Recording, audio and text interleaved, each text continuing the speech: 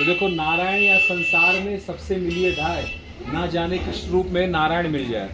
इस संसार में सबसे प्रेम पूर्वक मिलो, सबसे झुक करके मिलो, ना जाने किसके रूप में आपको नारायण का दर्शन हो जाए।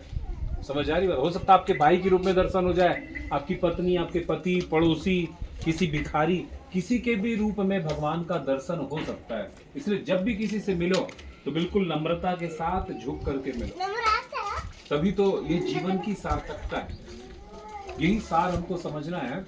तो सदगुरु वैद्य वचन विश्वासा, संयम यहाँ ना विषय के आसा। जो सदगुरु होते हैं, सदगुरु का मतलब क्या है? जो सत्य का ज्ञान कराते हैं। सत्य का मतलब क्या होता है? जो हमेशा रहे उसका नाम है सत्य, और जो आता जाता और बदलता रहे उसका नाम है झूठ, उसका नाम है असत्य। जैसे इसका नाम है संसार। संसार का मतलब क्या है? सरतीति संसारा, जो लगातार सरक रहा है, जो हमेशा एक जैसा नहीं रहता, उसी का नाम क्या है? संसार। देखो बदल रहा है ना धीरे धीरे, तो जो बदलता रहेगा उसका नाम संसार है। गच्छतीति जगत, जो लगातार चल रहा है उसका नाम क्या है? जगत है। तो जो चलती हुई बदलती हुई चीज, इससे क्या किसी को सुख मिल सकता है?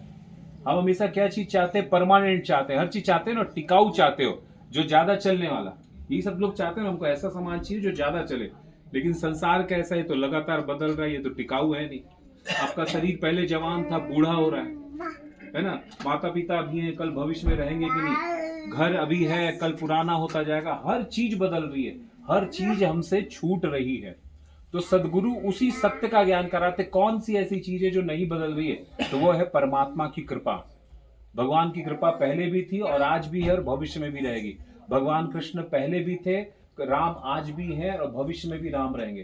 तो जो हमेशा रहता हो उसको पकड़ना है। शरीर हमेशा नहीं रहता, घर हमेशा नहीं रहता, परिवार हमेशा नहीं रहता, ये सब आने जाने वाले हैं। इनका सहयोग लो और इनको सहयोग दो। पति को सहयोग दो, पत्नी को सहयोग दो और इनका सहयोग लो। माता पिता को सहयोग दो और इनका सहयोग लो।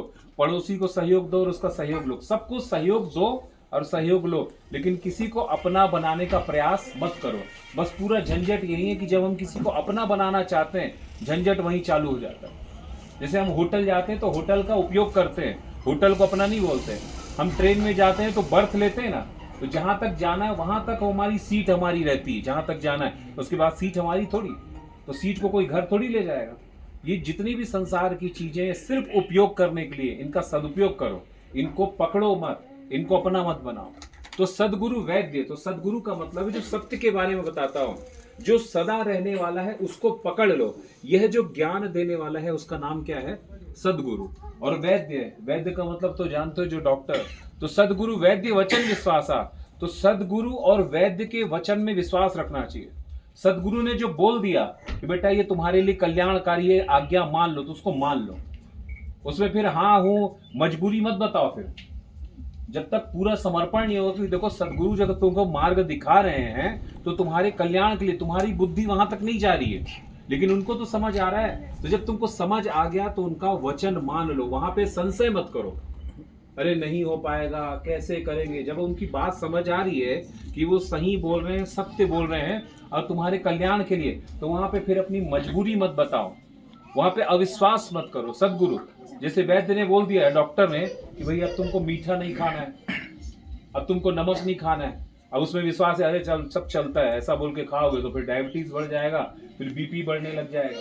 तो सदगुरु वैद्य वचन विश्वासा, संयम यहाँ ना विषय के आशा। तो सदगुरु के पास जाओ तो संयम रखो वहां पे। ऐसा नहीं कि हे सदगुरु मेरा बेटा नहीं सुनता, मेरे बेटे की शादी नहीं हो रही है, मेरा मकान नहीं बन रहा है, मेरी दुकान नहीं चल रही। ये काम सदगुरु का नहीं है। सदगुरु का काम क्या है? वो तुमको तुमसे मिला देगा और तुम्हारा संबंध भगवान से करा देगा। सदगुरु जो तुम्हें मार्ग दिखाएगा, उस मार्ग में चलोगे तो तुम्हारा पाप कर्म अपने आप कट जाएगा। तो जो तुम्हारे घर में समस्या आ रही है, वो समस्या अपने आप दूर हो जाएगी। तुम चाहते हो मैं बिना चले मेरी समस्या दूर हो जाए, अरे कुछ तो तप करना पड़ेगा ना, कुछ तो साधना करनी पड़ेगी। तुम चाहते हो सदगुरु ऐसे हाथ रख दें और तुम्हारी सब समस्या दूर हो जाए, तो ये तो गलत बात होगी। ऐसे में तो आप लोग कामचोर हो जाओगे और फिर हमेशा गुरु को पकड़ोगे। गुरु क्या चाहता है? सच्चा गुरु क्या होता है? वो सबको गुरु बना देता है। समझ आ रही बात? सच्चा गुरु कभी किसी को शिष्य नहीं बनाता, वो सबको गुरु बना देता है। क्योंकि हम सब तो भगवान के ही तो हैं। जैसे मुझ में और आप में अंतर क्या है कि मैं भगवान को पकड़ा हूं और आप संसार को पकड़े हो, बस इतना ही तो अंतर है।